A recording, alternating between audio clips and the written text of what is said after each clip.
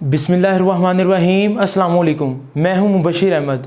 तो स्टूडेंट्स, आज हम चैप्टर नंबर 5 सर्कुलर मोशन, इसका एक इम्पॉर्टेंट टॉपिक पढ़ेंगे, मूवमेंट ऑफ इनर्शिया। अगर आप आज का लेक्चर अच्छे तरीके से समझना चाहते हैं तो मेरी ये राय है आपसे कि आप चैप्टर नंबर 3 में जो हमने इनर्शिया पढ़ा था ना, उसको ज़रा अच्छे तरीके से समझ के आएँ। Chapter number 3 motion and force वाले चैप्टर में हमने इनर्शिया वाला टॉपिक पढ़ा था। आपको पता है उधर मैंने बताया था कि इनर्शिया एक जिद का नाम है। बात याद है आपको? चैप्टर नंबर 3 में वो था लीनियर इनर्शिया। आज हम पढ़ेंगे रोटेशनल इनर्शिया कि घूमती हुई चीज़ों का इनर्शिया क्या होता है। बात समझ आ रही है? तो चैप्टर नंबर 3 में हमने पढ़ा था लीनियर इनर्शिया, आज पढ़ेंगे रोटेशनल इनर्शिया। रोटेशनल इनर्शिया का दूसरा नाम मूवमेंट ऑफ इनर्शिया। तो आइए स्टार्ट करते हैं आज का लेक्चर। तो जी बेटा, टॉपिक का नाम है मूवमेंट ऑफ इनर्शिया, जिसको हम रोटेशनल इनर्शिया भी कहते हैं। तो सबसे पहले तो इसका मतलब समझें। इनर्शिया मूवमेंट का मतलब होता है घुमाओ। मूवमेंट का मतलब क्या जी? घुमाओ। और इनर्शिया का मतलब क्या है? जिद, यानी कि घुमाओ की जिद। अब इसका मतलब क्या है? जिद किस चीज की? जिद है स्पीड तब्दील ना करने की जिद। अब ये किस चीज की जिद है?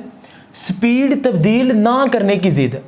अब जिद, मसलन इनर्शिया को मैंने एक जिद का नाम दिया है। मिसाल के तौर पर मैंने चैप्टर नंबर 3 में पढ़ाया भी था, अगर एक साइकिल है और अगर उसके मुकाबले में एक ट्रक है, आपसे मैं अगर कहूं कि किसकी जिद ज्यादा है, आप कहेंगे सर ट्रक की जिद ज्यादा है। यानी कि ट्रक अगर रेस्ट पे है तो उसको हिलाना मुश्किल है, या अगर वो चल रहा है तो उसको रोकना मुश्किल है, क्योंकि ट्रक का मैस ज्यादा है। बेटा आपको याद है हमने चैप्टर नंबर 3 में पढ़ा था कि inertia depends upon mass. Inertia mass के ऊपर डिपेंड करता। बिल्कुल इसी तरह रोटेशनल इनर्शिया भी मैस के ऊपर भी डिपेंड करता है। बात समझ आई? लेकिन इसके साथ साथ ये एक और चीज के ऊपर भी डिपेंड करता। लीनियर इनर्शिया और रोटेशनल इनर्शिया में एक फ़र्क है। मसलन दोनों चीज़ें मैस के ऊपर तो डिपेंड करती हैं, लेकिन रोटेशनल इनर्शिया में ना डिस्टेंस का जिक्र भी है कि एक चीज़ का सेंटर से उसके फासले तक का। बात समझ आ रही है? मैं डायग्राम बनाकर आपको समझाता हूँ। आप सपोज करें कि ये मेरे पास एक सर्कल है, ठीक है, दिस इज अ सर्कल, और ये बेटा सर्कल का सेंटर है। मेरे पास एक रोड है, ये मेरे पास एक रोड है। अब ये आपकी बुक वाला कहता है जी this is a mess less friction less road, यानी कि ये रोड है ना, ये वजन में बहुत हल्का है, यानी कि इसका मैस बहुत ही कम है। मैस लेस फ्रिक्शन लेस, यानी कि इधर जिस पॉइंट के साथ हमने पिवट किया हुआ ना, this is a pivot point, इसको मैं पिवट पॉइंट कहता हूँ। पिवट का मतलब होता है मरकज, यानी कि जिसको आप एक्सिस ऑफ रोटेशन भी कहते हैं। तो रॉड के एक हिस्से को मैंने पिवट कर दिया है, फिक्स कर दिया है, जबकि दूसरे हिस्से के साथ मैंने एक अदद बॉल अटैच की है जिसका मैस है m। और आप जानते हैं ना सर्कल के सेंटर को मैं O से जाहिर कर देता हूँ, ठीक है। सर्कल के सेंटर से लेके किसी भी पॉइंट तक का फासला, यहाँ तक का फासला क्या कहलाएगा? Radius r। अच्छा मुझे बताएं, अब अगर इसका मैस ज़्यादा है तो उस पर फोर्स ज़्यादा लगानी पड़ेगी, इसकी जिद भी ज़्यादा है। अब इस मैस m को, बॉल जिसकी मैस m है, इसको घुमाने के लिए जाहिर बात है हमें फोर्स लगाना पड़ेगी, जो कि इस मैस के ऊपर टेंजेंट के तौर पर एक्ट करती है। बेटा याद रखिएगा, मूवमेंट ऑफ इनर्शिया को मूवमेंट ऑफ मैस भी कहते हैं, क्योंकि ये मैस के ऊपर डिपेंड कर रहा है ना। तो आप साइड पे लिख लेंगे this is also called movement of mass. तो इसकी डेफिनेशन अब मैं लिखता हूं, बच्चे जरा नोट करें जी। Definition, the product of mass, किसका प्रोडक्ट है जी? मैस का, and square of its perpendicular distance and square of its perpendicular distance from pivot लिख लें, यानी कि ये देखें ये किसका प्रोडक्ट है, मैस का। आपको पता है इनर्शिया मैस के ऊपर तो डिपेंड करता है, जिसका मैस कम है उसकी जिद कम है, जिसका मैस ज़्यादा उसकी जिद भी ज़्यादा। अब मूवमेंट का मतलब था घुमाओ, क्योंकि अब हम सर्कुलर मोशन की बात कर रहे हैं ना, तो मैं क्या कहना चाह रहा हूँ कि प्रोडक्ट ऑफ मैस और ये जो रेडियस है ना, ये जो फासला है इस आर का स्क्वायर है। बात समझ आ रही, एक मैस के ऊपर भी डिपेंड कर रहा है। लीनियर इनर्शिया तो सिर्फ मैस के ऊपर डिपेंड करता था, लेकिन रोटेशनल इनर्शिया मैस के साथ साथ ये जो सेंटर से फासला है ना, इस चीज़ के ऊपर भी डिपेंड करता है। तो परपेंडिकुलर डिस्टेंस फ्रॉम पिवट लिख लें या फ्रॉम एक्सिस ऑफ रोटेशन। तो ये बेटा इसकी डेफिनेशन नोट करेंगे आप मूवमेंट ऑफ इनर्शिया की, और याद रखिएगा मूवमेंट ऑफ इनर्शिया को आई से जाहिर करते हैं, कैपिटल आई से, और इसकी इक्वेशन होती है I is equal to M R square. आप जरा इस इक्वेशन को बॉक्स में लिख लें, I is equal to M R square. अब मैस का तो आपको पता है, हमने चैप्टर नंबर 3 में भी पढ़ा था, इनर्शिया मैस के ऊपर डिपेंड करता है, लेकिन रोटेशनल इनर्शिया में मैस के साथ ये आर स्क्वायर क्या है बेटा, ये बुक वाला कह रहा है the product of mess and distance नहीं, स्क्वायर ऑफ डिस्टेंस, यानी कि इसकी इक्वेशन ही इसकी डेफिनेशन है, square of its perpendicular distance. Perpendicular का मतलब है कि ये जो मैस है, ये फोर्स जहां पे लग रही है ना, इसके साथ कितना एंगल बन रहा है, 90 डिग्री। तो square of its perpendicular distance कहां से, square of its perpendicular distance from pivot, यहां से लेके यहां तक, या इसको एक्सिस ऑफ रोटेशन भी कहते हैं इस पिवट को। ठीक है, तो बच्चे मुझे बताएं, ये बात आप याद रखिएगा, इसका यूनिट क्या होगा, इक्वेशन क्या है, I is equal to M R square, और यूनिट क्या होगा, I is equal to mass का यूनिट क्या होता है, किलोग्राम, और डिस्टेंस का मीटर। तो ये स्क्वायर है ना, तो इधर भी क्या आ जाएगा, मीटर स्क्वायर। तो ये आप नोट कर लीजिएगा, मूवमेंट ऑफ इनर्शिया का यूनिट क्या होता है, किलोग्राम मीटर स्क्वायर। ठीक है, और इसकी डायमेंशन क्या होगी, डायमेंशन। तो बच्चे जरा डायमेंशन इसकी नोट करें, आई इज इक्वल टू किलोग्राम किसका यूनिट है, मैस का, तो एम लिखेंगे, मीटर लेंथ का, तो एल का स्क्वायर आ जाएगा। तो ये बड़ी ब्रैकेट भी लाजमी डालेंगे डायमेंशन के केस में। तो I is equal to M L square, ये आ जाएगी मूवमेंट ऑफ इनर्शिया की डायमेंशन। तो ये 3 MCQs हैं बेटा, एम एल स्क्वायर इसकी डायमेंशन है, किलोग्राम मीटर स्क्वायर इसका यूनिट है। ठीक है, और I is equal to M R square, ये इसकी इक्वेशन आ जाएगी मैथमेटिकल फॉर्म। और डेफिनेशन मैंने आपको समझाई, इनर्शिया का मतलब ही जिद है।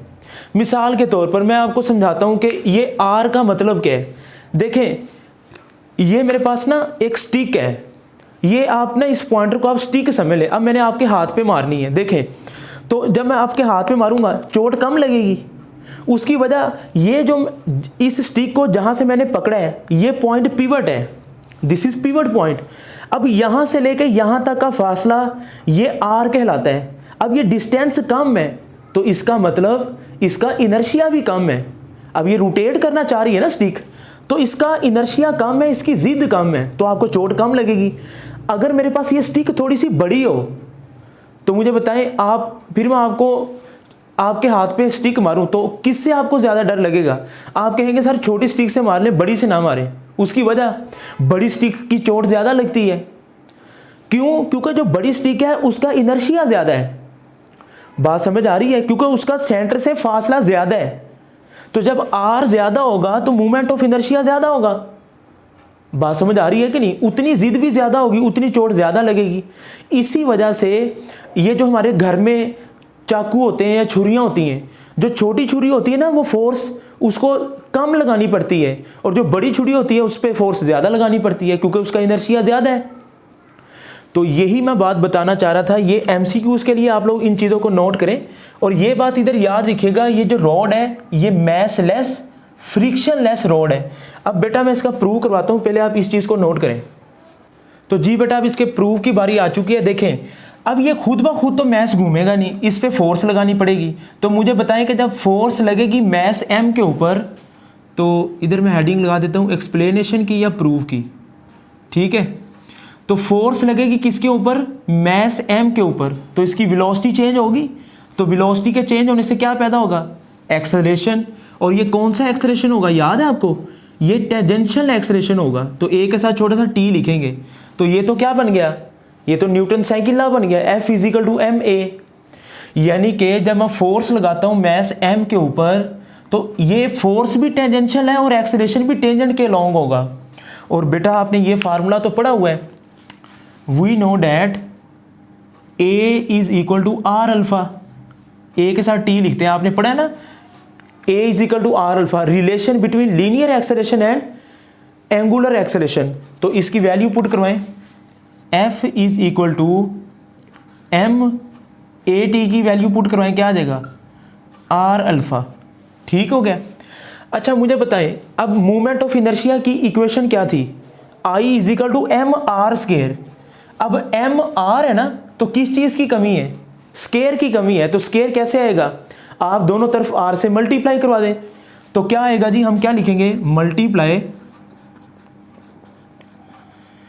Multiply both sides by r।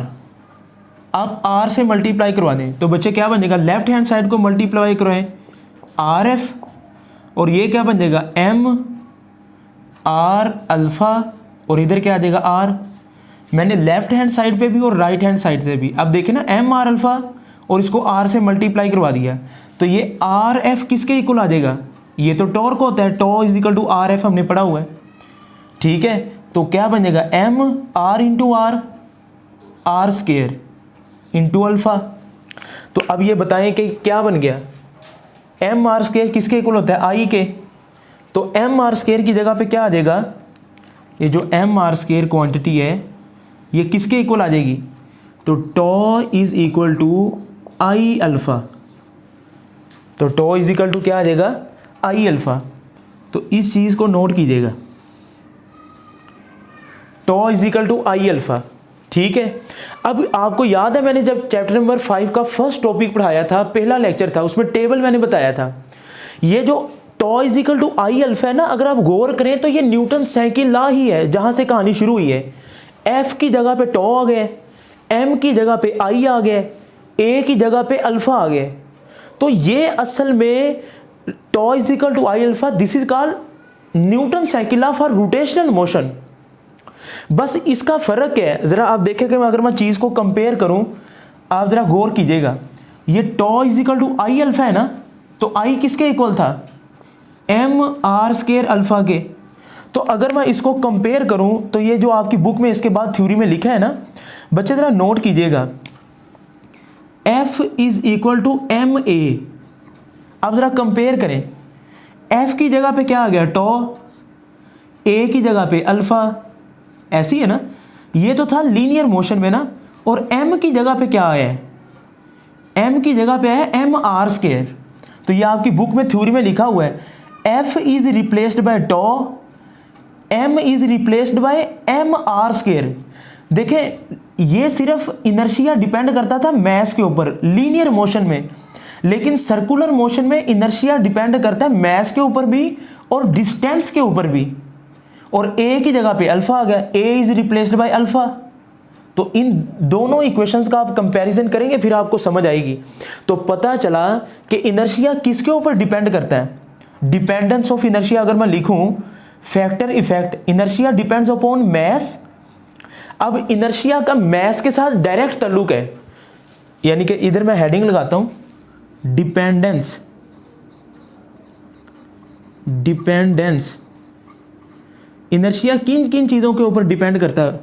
बेटा ज़रा तवज्जो कीजिएगा, इनर्शिया का मैस के साथ डायरेक्ट ताल्लुक है और इनर्शिया का स्केयर ऑफ डिस्टेंस के साथ भी डायरेक्ट ताल्लुक है।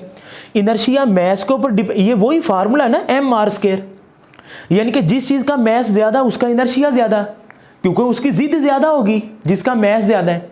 मिसाल देता हूँ, दो पंखे लगे हुए हैं आपके घर, एक पंखा प्लास्टिक का है, वो हल्का होगा ना, दूसरा पंखा लोहे का है, उसके पर लोहे के हैं, सारा लोहे का बना हुआ है। तो मुझे बताएं कि अगर वो तेज़ी से चल रहे हो या अगर वो थोड़ी सी नॉर्मल स्पीड से चल रहे हो, मैं कहूँ कि आप इसको रोकने की कोशिश करें या अपनी उंगली दें, तो आपको डर किससे ज़्यादा लगेगा? करना तो नहीं ऐसा चाहिए, लेकिन वैसे पूछ रहा हूँ, किससे डर ज़्यादा लगेगा? आप कहेंगे सर वो जो प्लास्टिक वाला पंखा है ना, उससे मुझे डर कम लग रहा है, लोहे वाले से ज़्यादा लग रहा है। वजह, क्योंकि प्लास्टिक वाले पंखे का मैस कम है तो उसका इनर्शिया भी कम है, और जो लोहे वाला पंखा है उसका मैस ज़्यादा है, उसका इनर्शिया ज़्यादा होगा। और ये आर स्क्वायर के ऊपर भी डिपेंड करता है। मैंने आपको एग्जाम्पल दी छड़ी वाली, बात समझ आ रही है? तो आपकी बुक वाला कहता है inertia depends upon mass and square of its perpendicular distance and it also depends upon distribution of mass. यानी कि इनर्शिया, ये जो मैस है ना, ये मैस के अगर हम जूम आउट करके देखें तो इसके अंदर भी छोटे छोटे से मैसेज हैं। तो ये मैस की डिस्ट्रीब्यूशन कैसे हुई है इस पर भी डिपेंड करता है। और अगर आप थोड़ा सा प्रैक्टिकली देखें तो ये एक्सिस ऑफ रोटेशन के ऊपर भी डिपेंड करता है कि आपने एक्सिस ऑफ रोटेशन यहाँ पे लिया है, यहाँ पे लिया है, यहाँ पे लिया है। तो ये और किन किन चीज़ों के ऊपर डिपेंड करता है प्रैक्टिकली?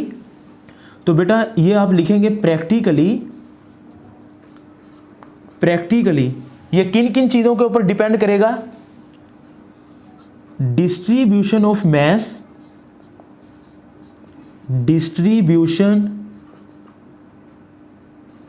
डिस्ट्रीब्यूशन ऑफ मैस के ऊपर भी डिपेंड करता है। और प्रैक्टिकली ये किस चीज़ के ऊपर डिपेंड करता है? Where the axis of rotation, axis of rotation के ऊपर भी डिपेंड करता है। तो ये इन दो चीज़ों के ऊपर भी डिपेंड करता है कि वैसे तो इनर्शिया मैस और स्क्वायर ऑफ डिस्टेंस के ऊपर डिपेंड करता है, लेकिन प्रैक्टिकली अगर आप देखें तो डिस्ट्रीब्यूशन ऑफ मैस, कि मैस की डिस्ट्रीब्यूशन कैसे हुई है और एक्सिस ऑफ रोटेशन आपने किस जगह पे ली है, इन दो चीज़ों के ऊपर भी डिपेंड करता है। तो आइए अब हम पढ़ते हैं कि इनर्शिया किसी रिजिड बॉडी का कैसे फाइंड आउट करते हैं। इन चीज़ों को नोट कर लें बच्चे। तो जी बेटा, अब हम निकालेंगे movement of inertia of a rigid body. Rigid कहते हैं हार्ड, सख्त चीज़ को।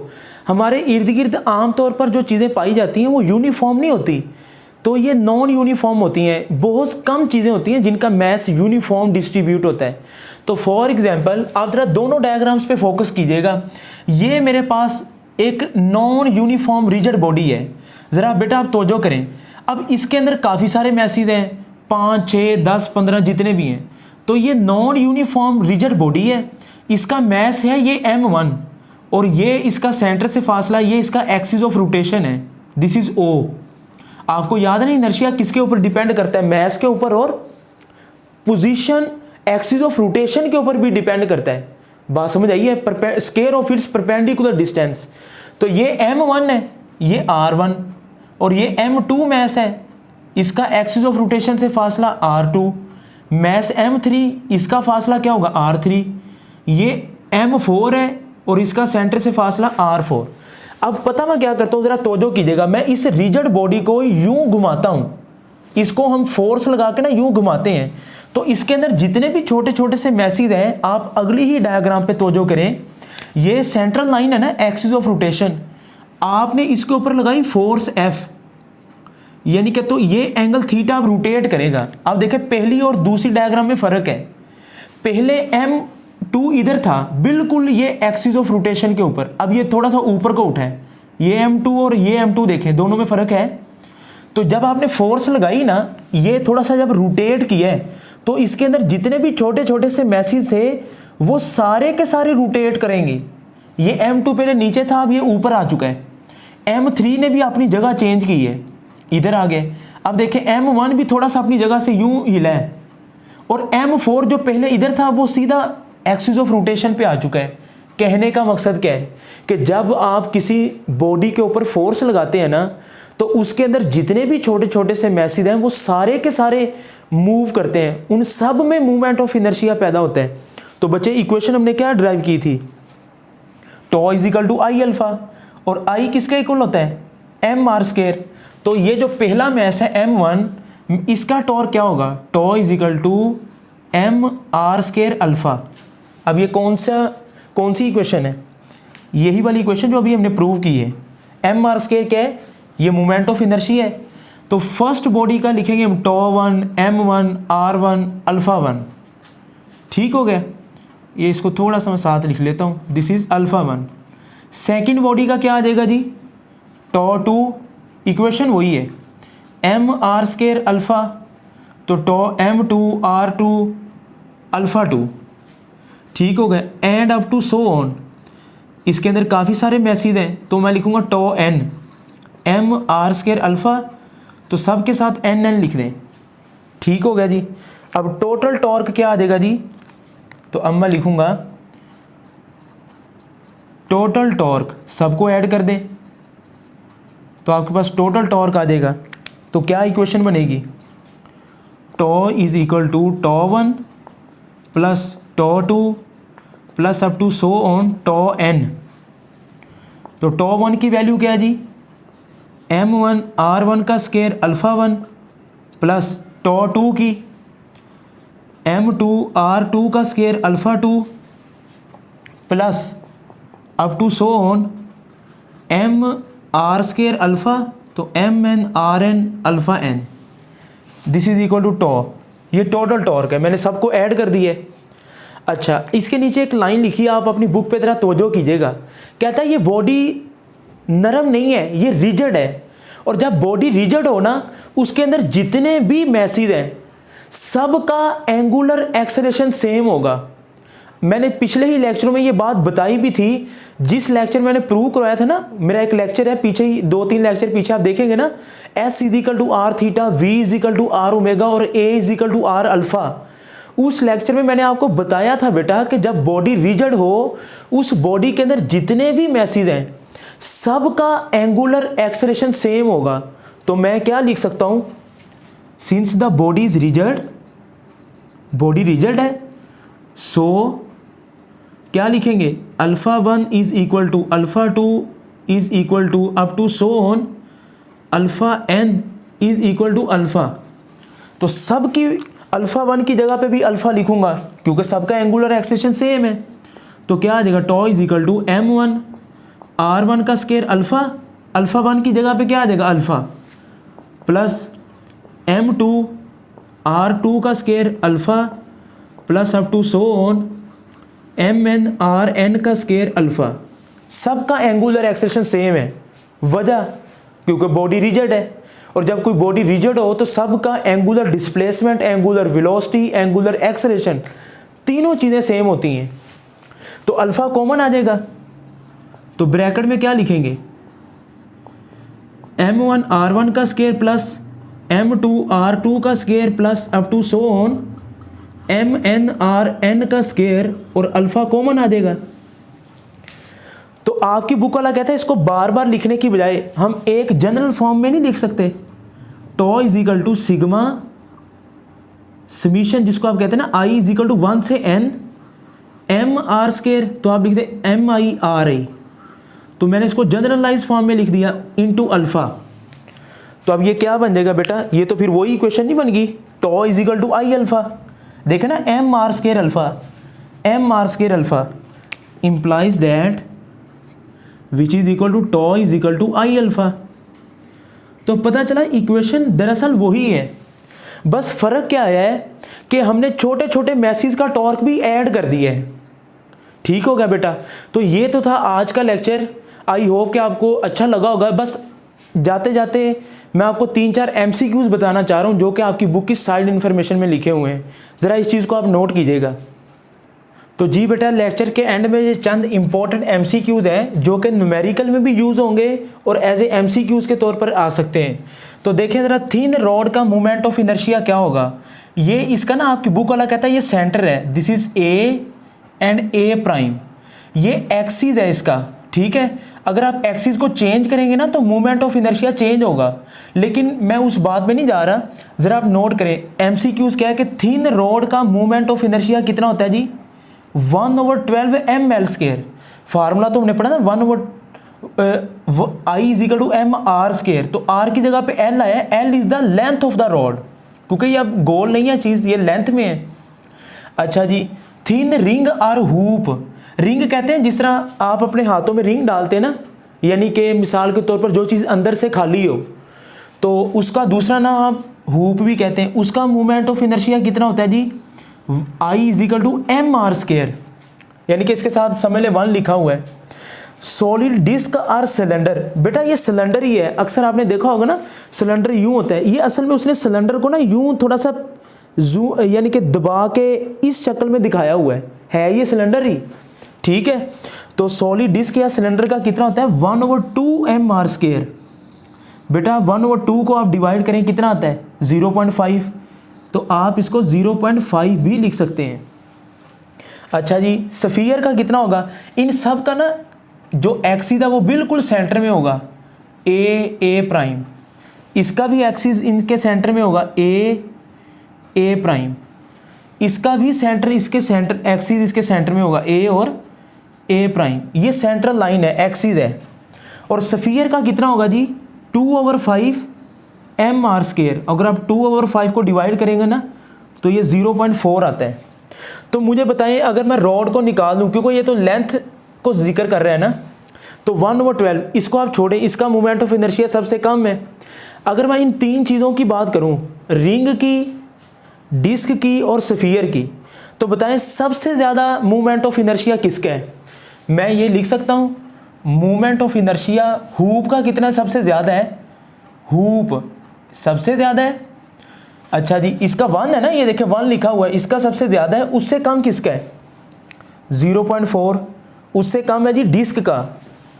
Moment of inertia disk and greater than sphere का सबसे कम है 0.4। तो ये तरतीब भी आपने याद रखनी है, मोमेंट ऑफ इनर्शिया स्फीयर। हाँ, अगर आप एंड पे लिखना चाहते हैं तो थिन रॉड भी एंड पे लिख सकते हैं, उसका सबसे कम है। तो ये तरतीब मैंने इन तीनों के लिहाज से लिखी है, ठीक है। तो ये बेटा आप लोग याद रखिएगा, याद रखें, ये एमसीक्यूज के तौर पर बहुत चीज़ें इंपॉर्टेंट हैं, आपने इसको ज़ुबानी याद कर लेना है, ठीक है। एक जाते जाते बात याद रखिएगा, मोमेंट ऑफ इनर्शिया की इक्वेशन क्या है, I is equal to M R square, पढ़ी है ना। जितना आर कम होगा उसका मोमेंट ऑफ इनर्शिया भी कम होगा, यानी कि जितना सेंटर से फासला कम होगा। हमारी डेली लाइफ के अंदर हम कोशिश करते हैं कि जितनी भी चीज़ें बनाई जाए ना, उनका आर जो है ना, जो डिस्टेंस है वो कम से कम हो। वो कैसे कम करेंगे हम, मिसाल के तौर पर आप एक पंखा देखें, पंखे के पर हल्के हैं जबकि उसकी जो बेस है ना, सेंटर है, वो हैवी होती है। तो पंखे की जो सेंटर हैवी बनाने का मकसद ही यही है कि पंखे का सारा मैस उसके सेंटर में आ जाए ताकि उसकी बेस हैवी हो जाए। तो जब बेस हैवी होगी ना, उसका रेडियस कम से कम होगा, तो उसका मोमेंट ऑफ इनर्शिया भी कम होगा। क्योंकि हम चाहते हैं ना पंखा तेज़ घूमे, तो तेज़ कब घूमेगा पंखा, जब उसका इनर्शिया कम होगा। तो I is equal to M R square. उसका इनर्शिया कब कम होगा, जब उसका मैस कम होगा। आप सारे का सारा मैस सेंटर में कन्फाइंड कर देंगे, ठीक है। जिस तरह आप साइकिल का पहिया है या मोटरसाइकिल का या गाड़ियों का, आपने देखा जो उसके सेंटर वाला रिम होता है ना, वो सबसे भारी होता है।